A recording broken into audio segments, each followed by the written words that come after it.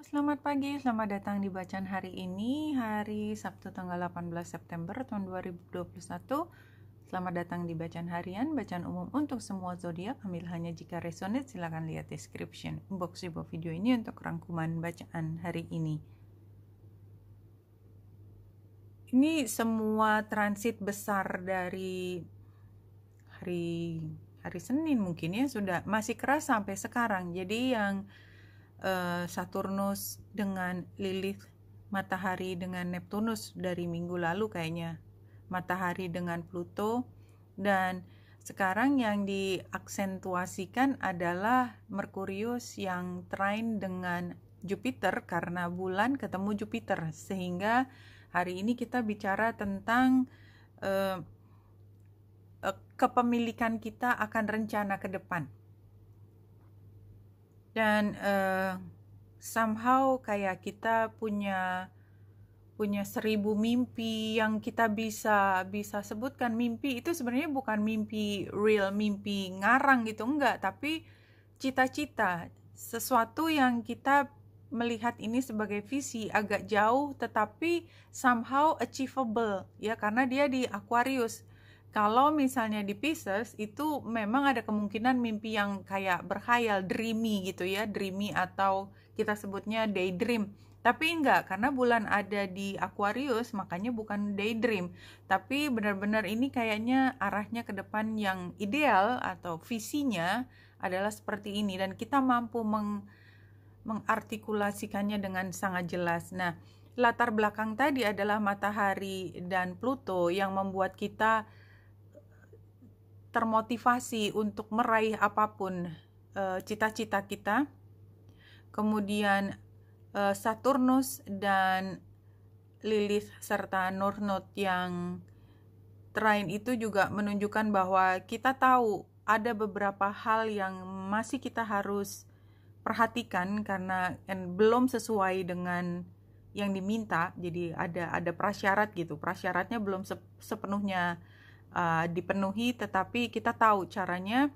Dan karena Saturnus itu square dengan Venus, maka kita sebenarnya dalam posisi sedang berusaha untuk membela visi tertentu, visi tersebut. Dan ini kan sama-sama di Aquarius, visi masa depannya. Itu penggambaran utamanya. Iya.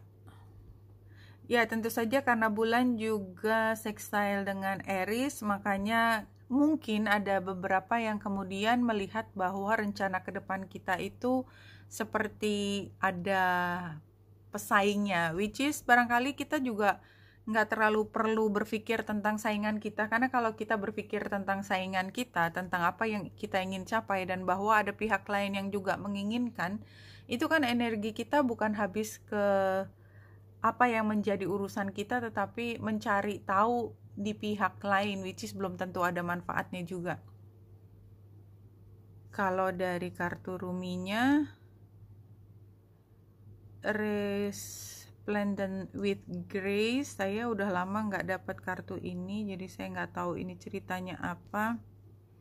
Karena panjang, saya lebih baik baca dulu sebentar. Ya, saya sudah membaca. Ini adalah tentang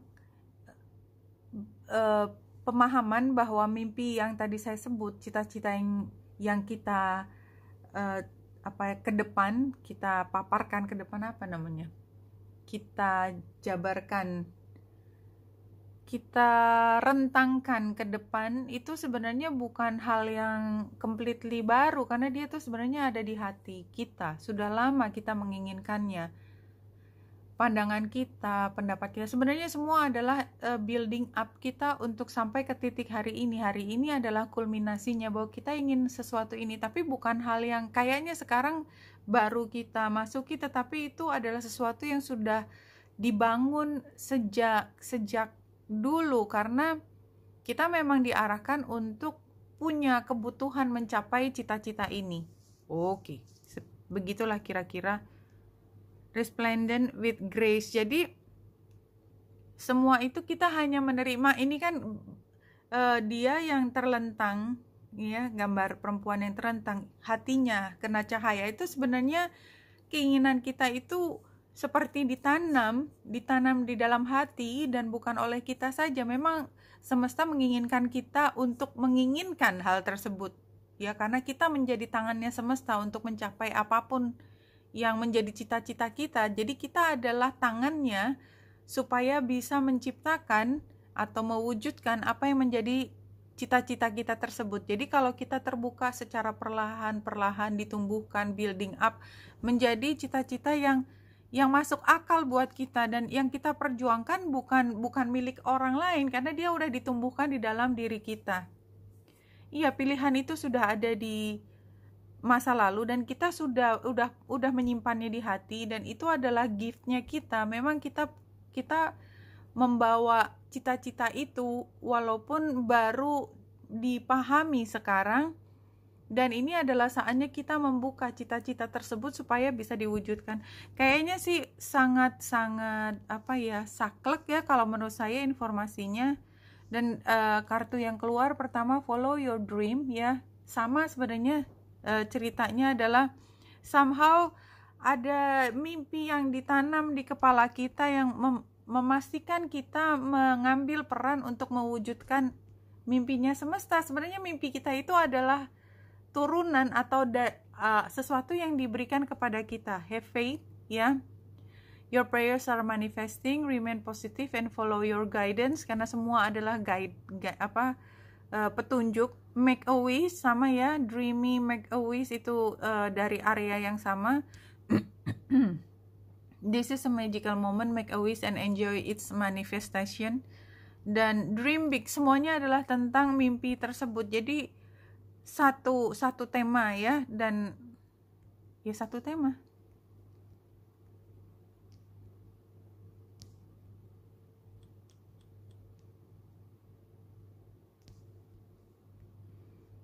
Result, reward, celebration. Jadi kalau menurut saya ini adalah melihat tujuan kita itu adalah sesuatu yang pantas kita perjuangkan, karena ini memang hasil dari kerja keras kita di masa lalu, dari periode yang sebelumnya. Challenge-nya meaningful work, precision, commitment.